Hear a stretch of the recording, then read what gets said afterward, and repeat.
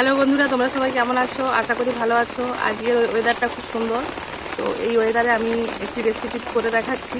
তো সেটা হচ্ছে যে কচু, এটাকে সার কচু বলি আমরা, তোমরা কে কী বলো কমেন্টে জানিও। তো এটা আমি নুন হলুদ দিয়ে ভাপিয়ে নিয়েছি। এটা আজকে রান্না করে দেখাবো। এই বর্ষার দিনে এই রান্নাটা খুব ভালো লাগে খেতে। আচ্ছা, এর জন্য যা যা উপকরণ লাগছে তা আমি বলে দিচ্ছি। পেঁয়াজ কুচি, রসুন কুচি, কাঁচা লঙ্কা বাটা, টমেটো বাটা, আদা বাটা, চিনি,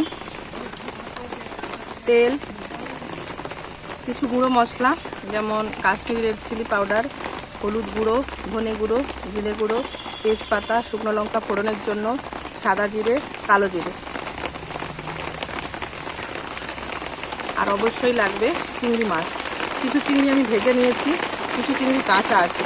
কাঁচাটা আমি মশলা কষার সময় দেব, আর ভাজাটা আমি লাস্টে দেবো। তোমরা দেখতে থাকো। এর সঙ্গে আছে গোটা গরম মশলা। তো রান্নাটা আমি শুরু করছি, তোমরা দেখতে থাকো। কড়া গরম হয়ে গেছে। প্রথমে আমি সরষের তেল দিয়ে দিচ্ছি। তার মধ্যে দিচ্ছি গোটা গরম মশলা, এলাচ, দারচিনি, লবঙ্গ। একটু চিনি দিচ্ছি, তেজপাতা, একটা শুকনো লঙ্কা ফাটিয়ে দিচ্ছি,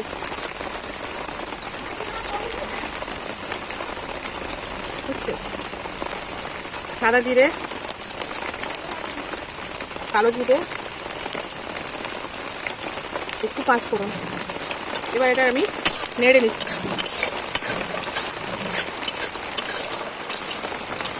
আমাদের এপাশে খুব বৃষ্টি হচ্ছে বন্ধু, তোমাদের এপাশে কি হচ্ছে কমেন্ট করে কিন্তু জানিও। ফোড়নটা ভালোভাবে ভাজা হয়ে গেছে। এর মধ্যে আমি পেঁয়াজ কুচি দিচ্ছি,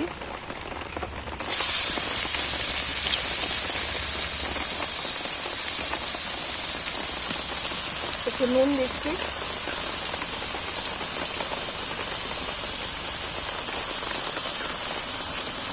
লাল হওয়া পর্যন্ত নেড়ে নেব।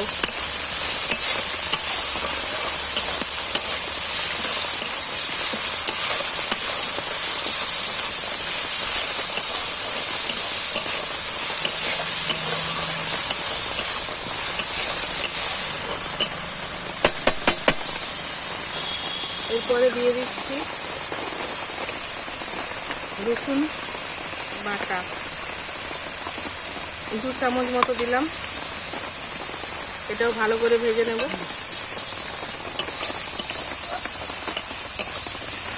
রসুন পেঁয়াজ ভালোভাবে ভাজা হয়ে গেছে। এরপর এর মধ্যে কিছু গুঁড়ো মশলা আমি অ্যাড করছি।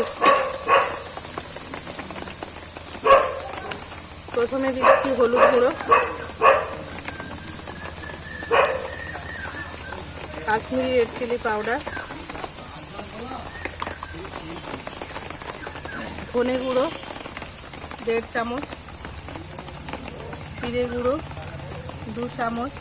অবশ্যই এই ছোট চামচের, বড় চামচ নয়, এই ছোট যে চামচ এই চামচের। এবার এটা নেড়ে নিচ্ছি ভালো করে।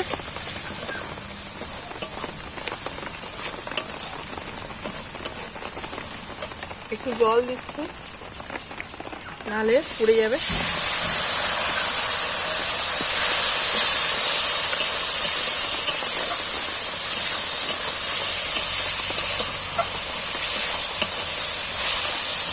এরপর এর মধ্যে কিছু বাটা মশলা অ্যাড করছি।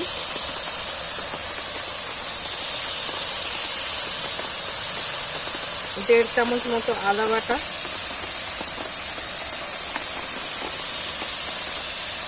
1 চামচ মতো লঙ্কা বাটা,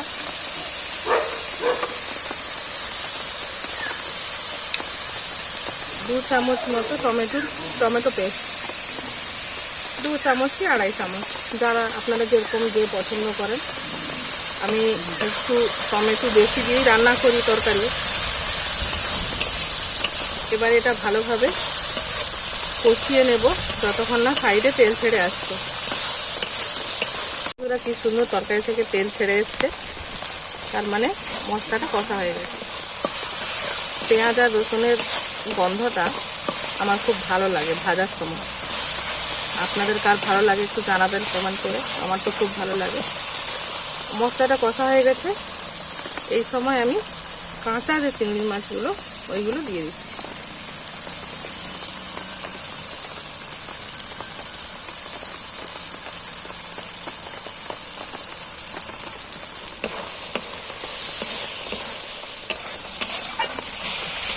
কাঁচা মাছটা দিয়ে আমি আরও একবার ভালোভাবে মশলাটা কষিয়ে নিলাম। এরপর কচুটা দিয়ে দেব। কচুটা যখন দেব, কচুতে আলু আর কচু তো আমি একসাথে সেদ্ধ করেছি, আলু আর কচুটা একসাথে সেদ্ধ করেছি আমি। তো আলুটা হাত দিয়ে একটু ভেঙে ভেঙে নেব এইভাবে এইভাবে, তাহলে তরকারিটা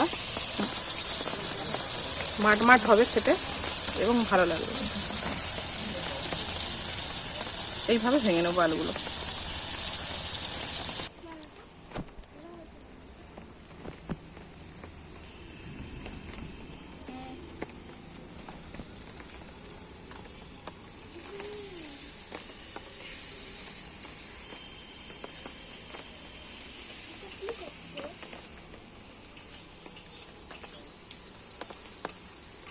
এবার এটা দিয়ে দিচ্ছি এর মধ্যে,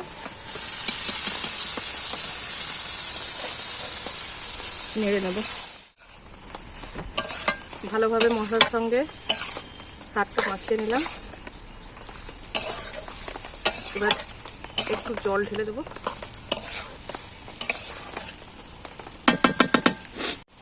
এর মধ্যে একটু জল অ্যাড করছি। ভালোভাবে জলটা তরকারির সাথে মিশিয়ে দিলাম।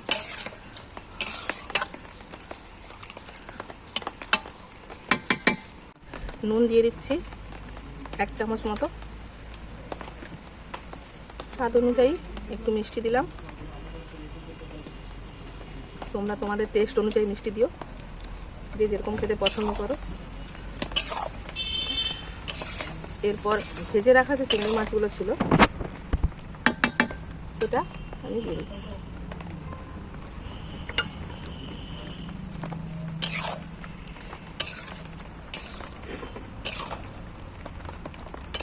এটা ফুটে উঠলেই গরম মশলা গুঁড়ো দিয়ে একটু ঘি দিয়ে নামিয়ে নেব। খুব সুন্দরভাবে শাকটা ফুটছে, এর মধ্যে আমি 1 চামচ মতো ঘি দিয়ে দিলাম আর গরম মশলা দিয়ে দিচ্ছি। গুঁড়ো গরম মশলা এই ছোট চামচেরই 1.5 চামচ মতো দিয়ে দিলাম। এটা আবার একটু নেড়ে নামিয়ে নিচ্ছি।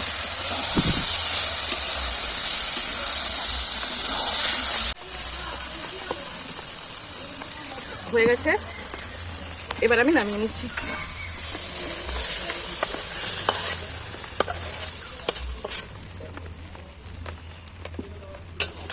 এর মধ্যে তোমরা নারকেল কোড়া, ছোলা সেদ্ধ করে দিতে পারো। তো আমার কাছে চিংড়ি মাছটাই ছিল, তো ওটাই আমি দিলাম। তো এই রান্নাটা কেমন হয়েছে কমেন্টে অবশ্যই জানিও। লাইক, কমেন্ট, শেয়ার আর চ্যানেলটা সাবস্ক্রাইব করতে ভুলো না যেন। আজকের মতো এইখানেই, আবার দেখা হচ্ছে পরবর্তী ভিডিওতে। Tata. Thank you, tata, bye. আর লাইক সাবস্ক্রাইব করতে ভুলবে না।